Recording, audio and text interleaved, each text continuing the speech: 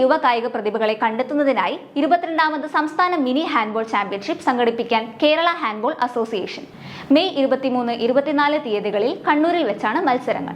Kerala handball association സംഘടിപ്പിക്കുന്ന 22ാമത് കേരള സംസ്ഥാന mini handball ചാമ്പ്യൻഷിപ്പിന് ഇത്തവണ കണ്ണൂർ വേദിയാകുന്നു. കണ്ണൂർ പടിയോട്ടുചാലിലുള്ള ട്രൂ ലൈറ്റ് ഇംഗ്ലീഷ് സ്കൂളിൽ വെച്ച് മെയ് 23, 24 തീയതികളിലാണ് ദ്വിദിന ചാമ്പ്യൻഷിപ്പ് അരങ്ങേറുന്നത്. കണ്ണൂർ ജില്ലാ ഹാൻഡ്ബോൾ അസോസിയേഷന്റെ ആതിഥേയത്വത്തിലാണ് ഈ കായികമേള സംഘടിപ്പിച്ചിരിക്കുന്നത്.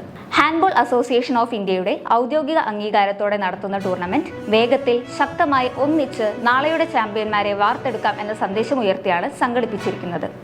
സംസ്ഥാനത്തെ അടിത്തട്ടിലുള്ള കായിക പ്രതിഭകളെ കണ്ടെത്താനും അവർക്ക് മികച്ച പ്രൊഫഷണൽ പരിശീലന അവസരങ്ങൾ ഒരുക്കാനും ഈ കായികമേള ലക്ഷ്യമിടുന്നു. മിനി ബോയ്സ്, മിനി ഗേൾസ് എന്നീ 2 പ്രധാന കാറ്റഗറികളിലാണ് മത്സരങ്ങൾ നടക്കുന്നത്.